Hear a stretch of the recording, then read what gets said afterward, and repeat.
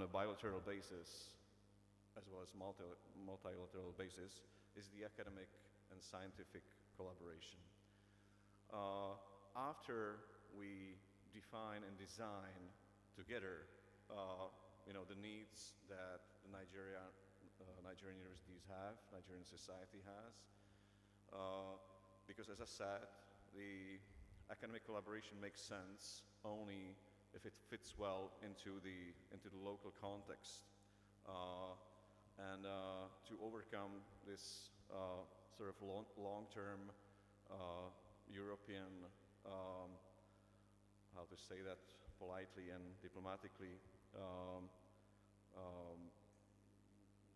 sort of need to keep mentoring, Africa, what African countries, what they have to do, or that they have to copy something that exists in Europe. No, it doesn't work like that. So I think the only meaningful thing, and take it as an introduction to actually here, and then we can take it from there. So take this as a well, I don't know if it's brief, but as an introduction to this debate.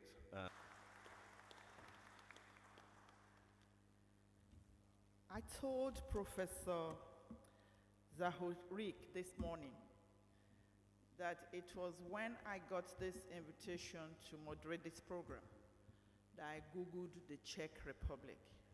I knew about Czechoslovakia, but because it was in East Europe, communism and things like that, I wasn't really interested in the country until I now Googled it and I saw that it has broken from Slovakia. It's now a Czech Republic on its own.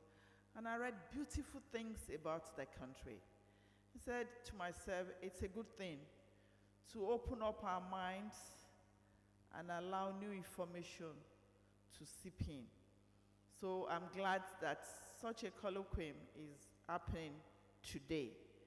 Before I invite the next lead speaker, I'd like to recognize the presence of the Dean Faculty of Law, Professor J.O.A. Akintayo. I'd also like to recognize the presence of the Dean Faculty of Technology, Professor I. Bambwe.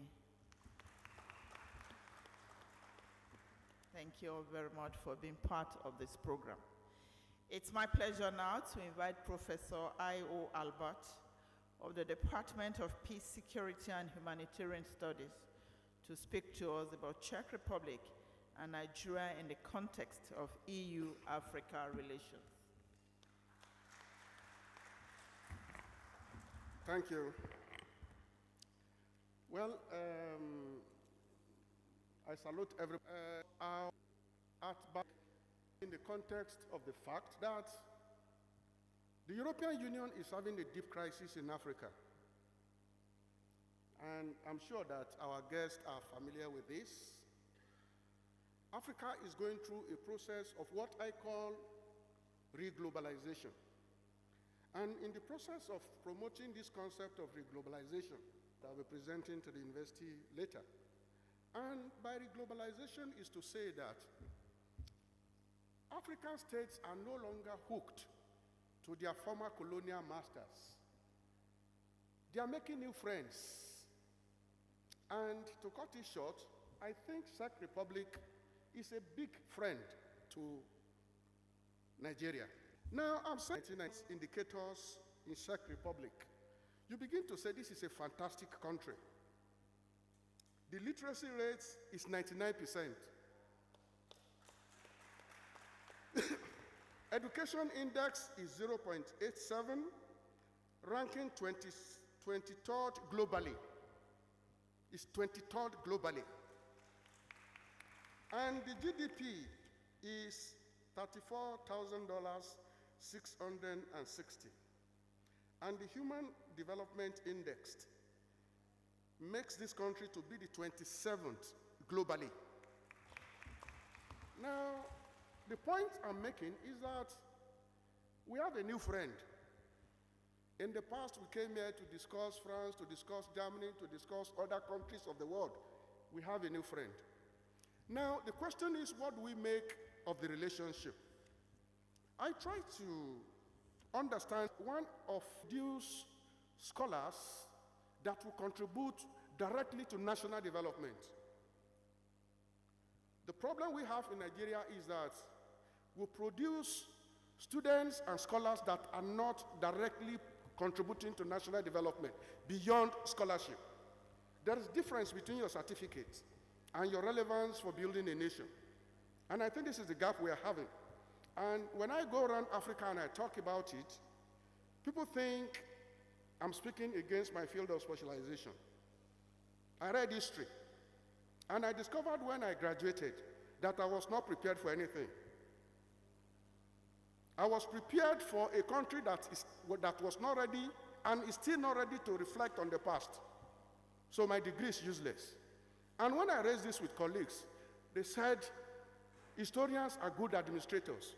And my response is, throughout my stay in this university, no course in public administration was taken.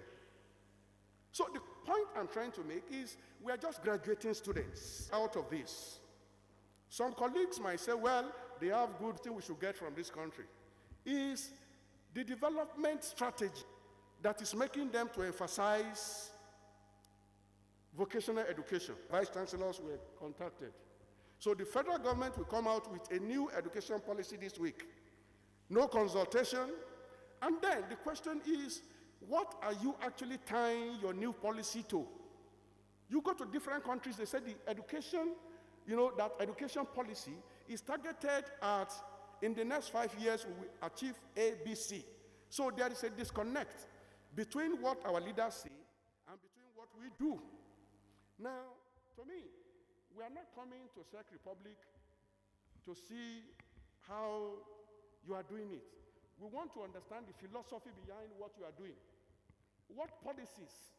Then the second thing I noticed is that in Czech Republic, you produce excellent scholars, good people, but they migrate to the other European countries.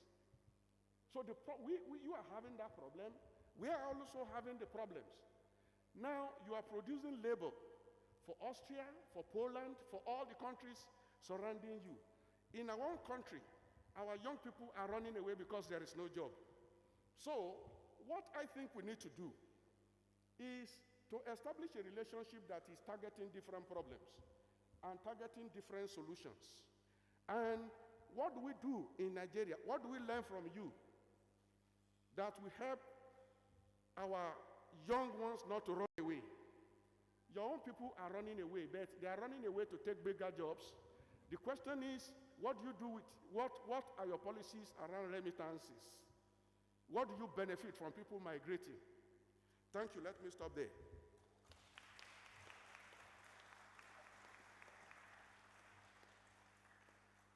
We said it was not going to be a lecture kind of thing, but discussion. And I'm sure that we're already discussing. Please let's give Professor Albert another round of applause.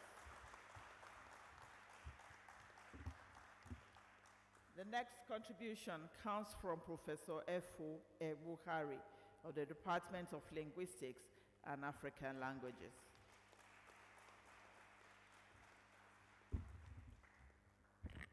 Thank you very much, members of the high table, our visitors and the principal's officers. I'd like to speak after Albert because I'm a lazy person, so I can say according to what Albert said, and then I'll go and sit down. But when you look at the title, it's talking about a better future. We're looking at relationships that are sustainable. But one question I want us to have, something I want us to have in mind, is the fact that a better future begins with making sense and understanding the current realities. As to us, cool? They are philosophical in the World Cup soccer once. But what strikes me more about Czech Republic is the fact that that is one experience where we have a division that was not done by blood, but by human beings, showing that there are a high culture and a high civilization. So how do we ensure that we evolve into that kind of situation? Now, why am I bringing this up? I'm bringing it up because the societies in the world are in a state of flux. Human civilization is degrading and desiccating. It appears as if we have got to the point in our civilization where conflicts and contradictions are the norms of society, and that ability to have conversation appears to now be beyond the human capacity. So when we see together and solve their problems through dialogue and conversation, those countries are countries that we should partner with. And that is why I think that at the national level, we need to come closer between the Czech Republic and Nigeria, because there's a lot to learn from the Czech Republic. So we have to make sense of the new realities. How do we communicate the greater good? That has become more urgent. If you look at the wars, the Russian-Ukraine war, you look at what is happening in the Middle East, look at the new nationalism all over the world. There are now new tribes in the US, the new tribes that are based on ideology. In fact, what is unfolding in the US, for me, is a contradiction for democracy. And so I look at America and I am amazed. I say, is this the United States of America? It's looking more like a banana republic. Nigeria, it must be in a sense of reinventing what it means to be human. We need to begin to have that dialogue. What does it mean to be human? And that brings me to the fact that the fundamental questions that we have for the universities of the future is, how do we move away from making man machines? If you look at the evolution of labor, we started with workers. We're now talking about labor. We're talking about human capital. Now we are trying to create a system of labor where humans are becoming like machines and machines are becoming humans. How do we achieve a balance between technology and man? It's a fundamental issue that we have to look at. And if we are going to collaborate as UI and some institutions in Czech Republic, we should manage to find a center or a relationship that will reinvent the human being, with the human civilization. We need to be able to transform the social system of life to create life-enhancing social order, and then model new ideals for sustainable society. So you will see that I'm talking a little bit in abstraction and philosophically, because I believe that the socioeconomic situations that we find societies today is creating enormous human misery. There is enormous human misery. And so we need to find an ideology of balance where the resources of humanity serves the most human beings.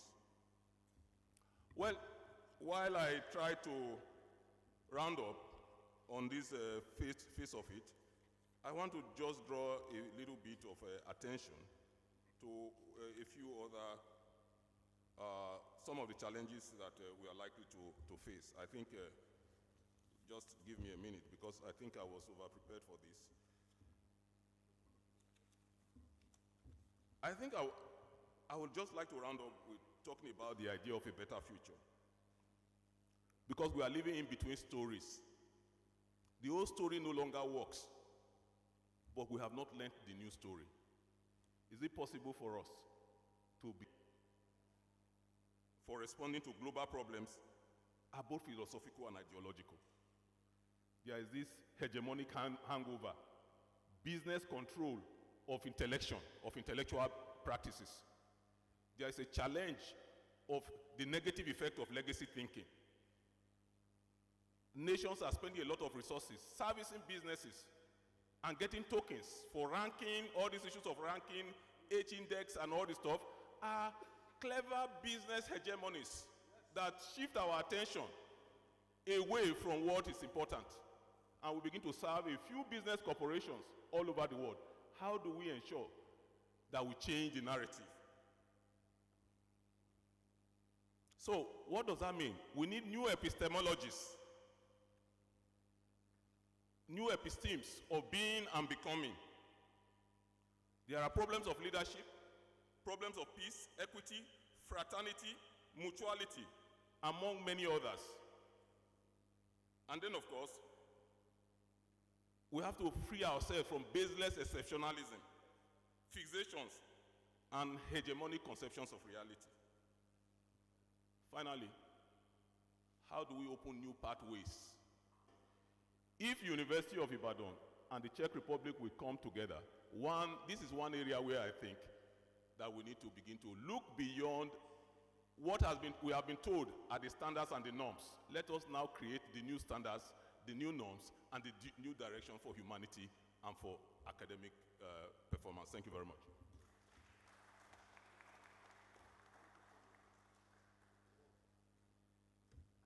I was very sure that my brother, Professor Ebukari, will add angles of philosophy into the discussion. Please let's appreciate Professor Ebukari for his contributions. And Professor Albert has spoken, Professor Ebukari has also spoken. Questions they have asked, the suggestions they have made, and the way forward. Thank you, and I would like to thank also my colleagues for interesting thoughts. I'm definitely not able to respond to everything, definitely not to what it means to be a human. For me, to be a human is to treat people the way I want to be treated, but I'm not sure if it's enough. But I only do hope that if all people on this planet would have this motto in their heads, then there will be no conflicts and wars. But let's put dreams away and to get back to the Czech and product, rate in each country, difference in terms of what the place of the university is in the society. In the Czech Republic, just like I would say anywhere else in Europe, it has become normal that the university is not only a place where students get their certificates or degrees or diplomas, but it's also a place of the production of science, knowledge, but also a place of interaction with. That is what shapes the whole issue of the management of the university and how and the whole mission and vision of the university. So after we define these roles and these places of universities in each country, we can come up to with some meaningful proposal. And I have originally I didn't want to mention it here because I thought that we would be, or a proposal, let's say, because with my colleagues from my university who were with me in Lagos and Abuja to visit our partner universities. I already spoke to them yesterday, and we would like to prepare one of those capacity building projects. Capacity building doesn't mean to sort of transplant something that exists in the Czech Republic and to sort of implement it here. It means to work with colleagues here in Nigeria as well as in Ethiopia, our, let's say, two priority countries, to work them together to actually design and define what are the needs of your universities here and how we can humbly contribute by joint efforts, to transform the environment, to either in regard to academic skills, if you will, the place of the university in the society. So it's I would be very happy if we sign this year, and this can serve as a platform for to better understand very concrete and detailed challenges and problems and all these pitfalls and potholes on the development trajectory, which can be with the demands of the universities here, how they coexist with the state institutions, with the private first necessary step to our collaboration, and I would be happy to contribute in my modest way, also with the support of the. Thank you very much, Prof. Professor Albert wants to say a few more words before we now turn it into an open debate. Professor Albertson. The world is rapidly changing. The world is rapidly changing. If you take your degree from University of Ibadan to Canada, Germany, Italy today, it may not be useful. Knowledge, broadly defined in our own climate. And I think that is why a country like Czech Republic is very, very important to us. But as I said, if the philosophy of our education is not encouraging skills acquisition, there is no way you will jack back to Germany and then your certificate will be useful. Because I see people complaining every day. I left Nigeria with a master's degree, but when I got there, the only job I could find is that of a cleaner. Now, the jobs are there, but the jobs that are available are skills-based. I interacted with a World Bank consultant here about 3 years ago, and he said, here in this country, there is more job than Nigerians can even do. But that as you go around different companies, you require that the people coming there to look for jobs are those that you have to retrain to be able to do the job. And when they are bringing you in, they bring you in as a person that is not skilled. And after the training, what they pay you at the end of the day is minus the time they wasted. I think I'm asking here is, how do we change what we teach in the university to rhyme with what is taught in some of these universities in Europe? This is the problem, this is the development problem we are having. It is not lack of employment opportunities. The opportunities are there, but many of the people trained in our system are not employable. Now, dealing with that question, or dealing with that issue, is started peace studies in this university. One of the recommendations was to bring in skilled people from civil society organizations and the military. I wanted to bring in General Shola Williams. The paper was thrown out. They said it doesn't have, they were looking for academic degrees. But you are trying to train people who will go out there to deal with physical security problems. You need those with the experience. Now, the question is, Ibadan cannot, at the end of this engagement, say now we have realized that we need to inject more skills-related items into our teaching. Ibadan cannot do it. We are still dealing with CMAS. I don't know what, is it CMAS? Some people just sat down there in Abuja and said, this is what you should do. And I'm lucky that I'm not part of this CMAS debate. But when I listen to colleagues, when I listen to them talk about it, to me, I think we are simply adding to our problems. I saw a media man here. Don't report me. Don't go out and say, Professor, send me a key. And they ask you to drive the car. So we need to sit down at a level to say, this is our strategic national development plan. In the next 5 years, we want to be this. And then you come to your education. You say, this is the contribution that your education will contribute. I'm fascinated by Czech Republic. Because to me, this is a latecomer to the European development model. They came in towards the end of the 80s, developed so fast that they have overtaken some traditional European countries. That is why I'm fascinated by this country. So the ability to move so fast tells me that it is possible for Nigeria to get out of this poverty capital of the world title that we carry all over the place. A Ghanaian was explaining to me why Nigeria is the poverty capital of the world. So we need a development model that is different from what we have been told.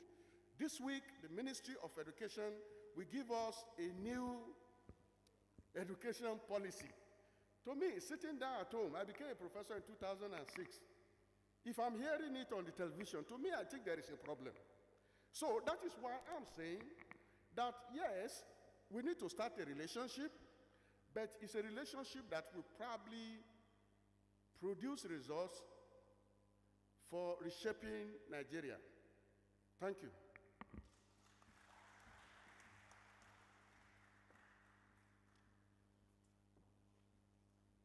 Professor Ebukari, please.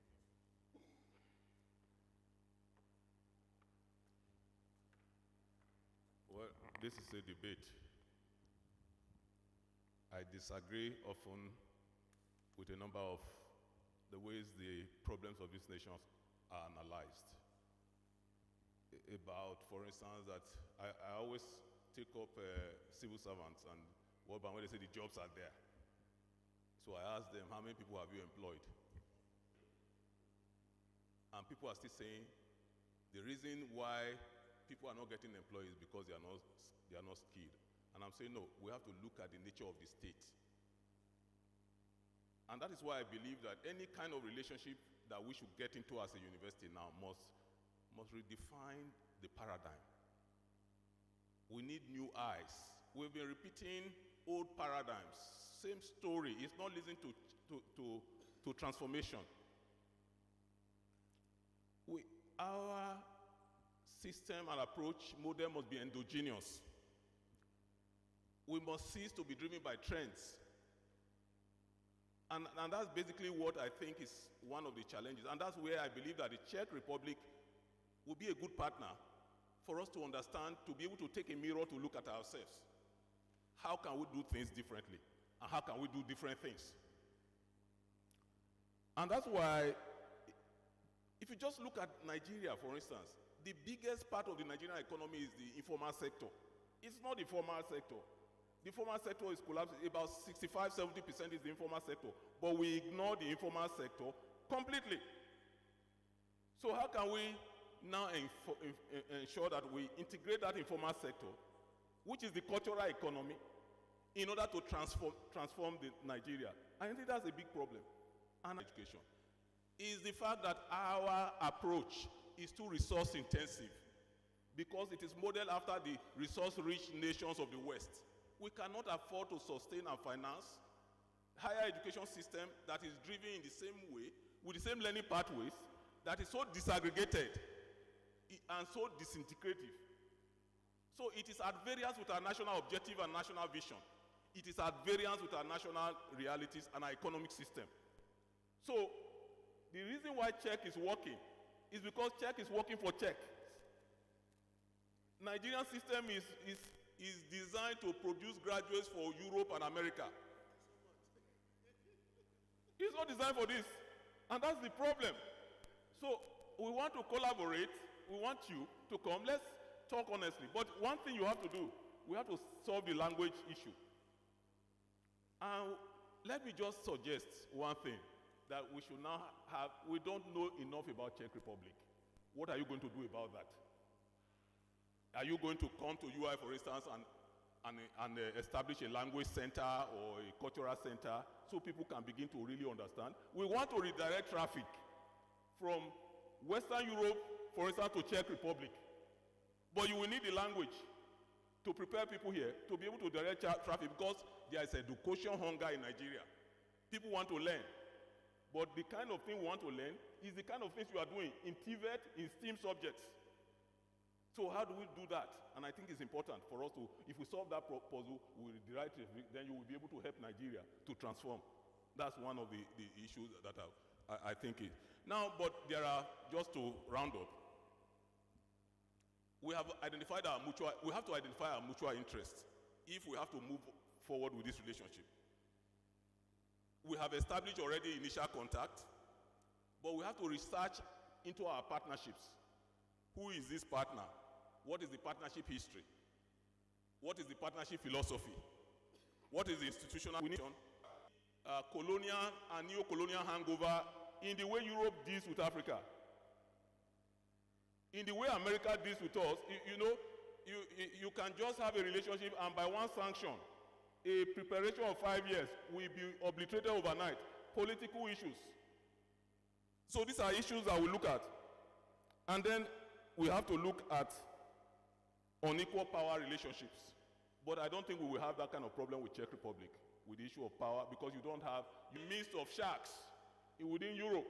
And I think you are the best partner that we can have, and let's work on it together. Thank you.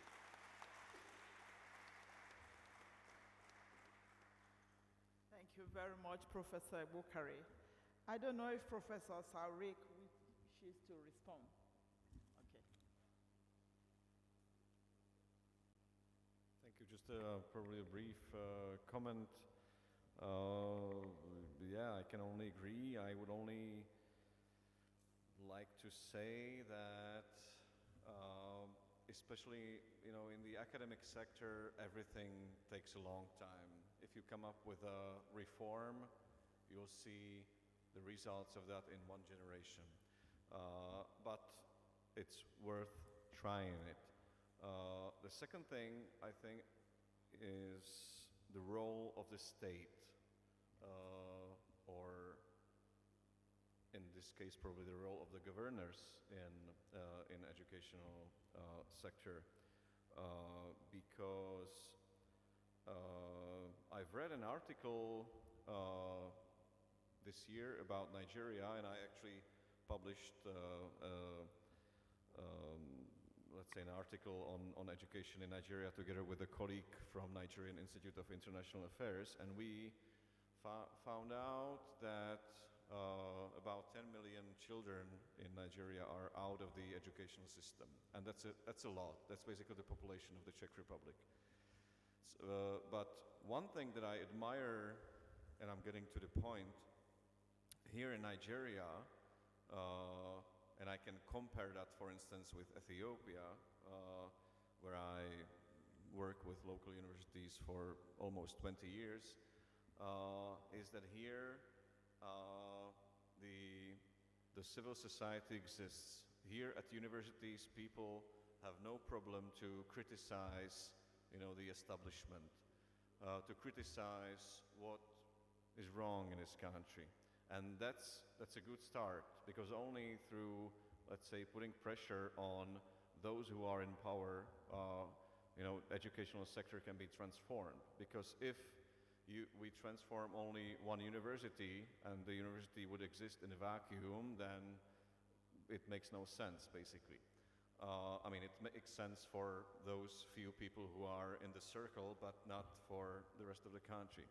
So I think that this is of course, it's a long run, long distance run, but I have a very good feeling here and I think that Nigeria is the perfect place to begin with, or to continue with, to try to do things together, only because of this simple fact that people can be very vocal and verbal about their dissatisfactions, about their needs and demands, and how they see things and how they perceive what is wrong and what is good, and that's perfect.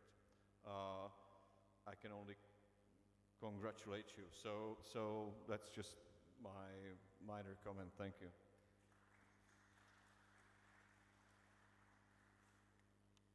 Professor Yeshile facilitated this collaboration.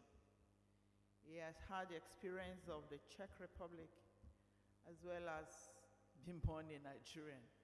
So he has seen the inside of the two worlds. May I now invite Professor Yeshile to contribute to this debate. Thank you.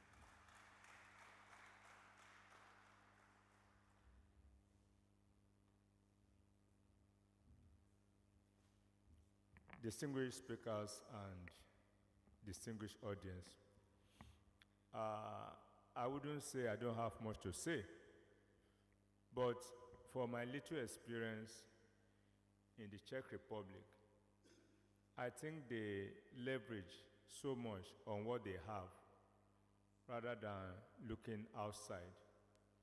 And over there too, the law works. Of course, there are moral laws that make people to be intrinsically human. But you discover that over there, the law works. And I want to cite two examples. Looking inward. A friend that took me from Pilsen to Prague told me that they get some energy resources from grass, just common grass, to power their vehicle. And we have not heard that they have been having petrol or energy crisis. Whereas in Nigeria here, phone rang, his phone, his handset rang. And we were like traveling on a secluded path, bush path. No vehicle, no checkpoints. And we thought the young man would pick his phone and take his call. He put the car to a parkway. And we were so amazed. And he said, you have to obey the law, whether anybody is watching you or not. Why I'm bringing up this is that these are little things we need to do to get going. It's not a matter of we ask ourselves, how many of us obey the traffic laws? Even those who are supposed to keep the law are the first people to break the law. Even our politicians, when you are driving ahead of them, you are in serious danger. And these are the people that will call themselves, and that we have to start seeing education as something that should be very functional to our needs. We talk about H index, high index, we want to be global scholars, fine. But we want to be global scholars without taking care of peculiar needs. And I think we have to, as educational institution, we have to think more about that. There's a city called Łódź in Poland. Łódź is one of the greatest cities for artistic products in the whole world. People visit Łódź, L-O-D-Z, from all over the world. And that's something they are known for, and they export it to the world. Many of our speakers today have not mentioned a particular razor blade that I grew up to know, the tiger blade. Is from the Czech Republic. And since I was very young, I'm in my 50s now, close to 60, I've been using Czech blade. Can you imagine a nation having just that single product that is known all over the world? Even if you go to Agbeni market, there are about 6 versions of tiger blade now. And what somebody will ask you is this: do you want the original tiger blade from Czech Republic? And why can't we have something developed within our culture that will be globalization? All these things we take to be culture product, world culture product, they start from particular cultures. But when they become enduring and useful, they become the common property of the whole world. I think we should start thinking in that direction, that whatever we are doing in our own country, let us do it well and make people to see reason why they should emulate such things. This is one of the greatest things I've learned from the Czech Republic. Thank you very much.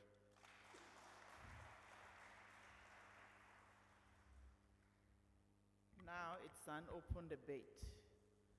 Participation from amongst the listeners. Please step forward, sir. Yes, sir. Thank you. Oh, okay. Dr. Aluko from the Department of Human. Yeah, all protocol duly observed. From what has been said by my Oga, Professor Albert, Professor Bokare, and my very good friend, Professor Oyeshile. Czech Republic is a country we should seriously do business with. And process in Czech Republic. Maybe we can learn a few things from that. Today, we always discuss in Nigeria, but we know that our main challenge is that of leadership. And of course, the leadership recruitment process is deepening the crisis. As we speak, as brilliant as Professor Isaac Olawale Abat, he cannot go to Ilesha, his hometown, to say he wants to become a councillor because he does not have the resources to even pick the form. So I don't know whether there is a leadership recruitment process that we can actually learn from. Thank you.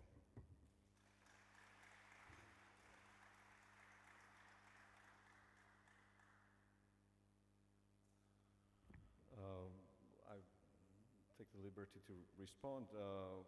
I don't know if I have the right response, but I wouldn't be so, how to say that, romantic about dreaming about the Czech Republic, because we have to understand that after the fall of communism in 1989, we have also undergone a period of what we sometimes call the wild 1990s. And why wild? Because that was a period of time of transformation, in which obviously the issue of leadership was kind of questioned, challenged, and it took some time to build a proper civil society, put more pressure on the politicians and leaders to create an environment in which more or less, we may say, we're living in an environment of stable and wise leadership, but it's a process of a long transformation. That's why I stress the fact that what I admire here in Nigeria, that of course, apart from all the negative imagery that one can read in the Nigerian newspapers, there's a lot of potential in terms of civil society, and only civil society can sort of force the leadership to be, let's say, held accountable for what they're doing or not doing, or for their wrongdoings. But it takes time, and I think that I mean, I'm not a leader of any NGO or civil society organization.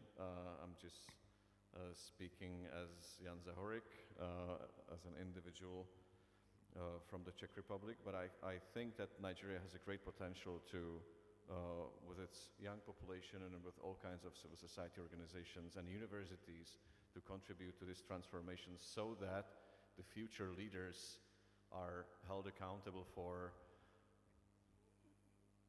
you know, all their wrongdoings, as I said. And that's the most important thing, because obviously, and it gets me back to the educational sector, because obviously we cannot plan anything, or we cannot develop educational system without one important thing, and that's the funding, of course.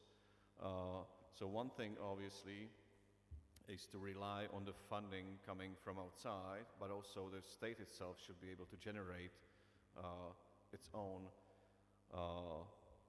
means how to develop the educational process. because without education there cannot be any long-term progress. And I would take an example, for instance, of Qatar or United Arab Emirates. Super rich countries. Of course, we cannot compare them to Nigeria in terms of the size and the population, but at least we can compare them in terms of natural resources. And what I kind of admire about these two countries in particular is that very soon they realize that they cannot rely only on oil or gas forever, because at some point it will all be gone. So they started to invest in many things, and among those many things is education. Take a look at the education city in Doha, the capital of Qatar, and all kinds of universities existing in Dubai and Sharjah and at Abu Dhabi, which attract foreign investment and foreign brains, if you will, to the country. Of course, it's a long run. As I said, we cannot compare Nigeria with Qatar, but what I wanted to say that through the civil society and through the role of the universities, things may change. Maybe not tomorrow, but maybe in 1 or 2 generations.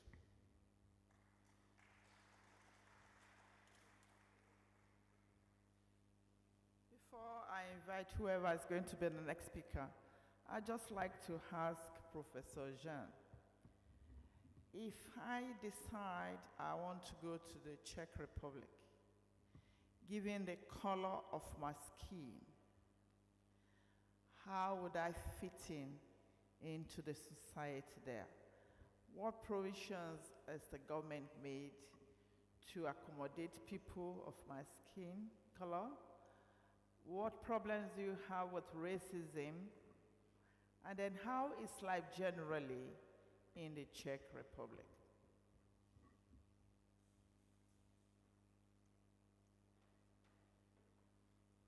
Thank you for an interesting question. I cannot speak on behalf of all 10 million inhabitants of the Czech Republic. Violence in last, I don't know, 15, 20 years. There's quite a lot of African and Middle Eastern and Asian students all across the Czech Republic. Of course, what you may expect are these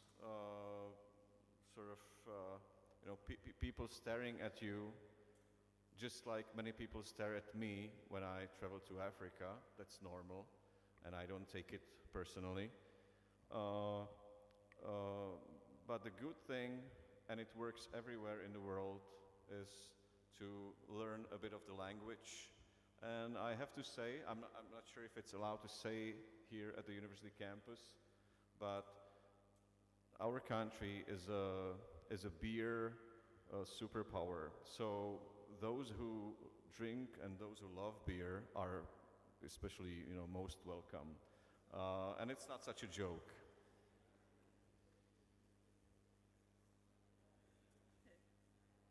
Thank you very much. So now may I have more contributions from the floor?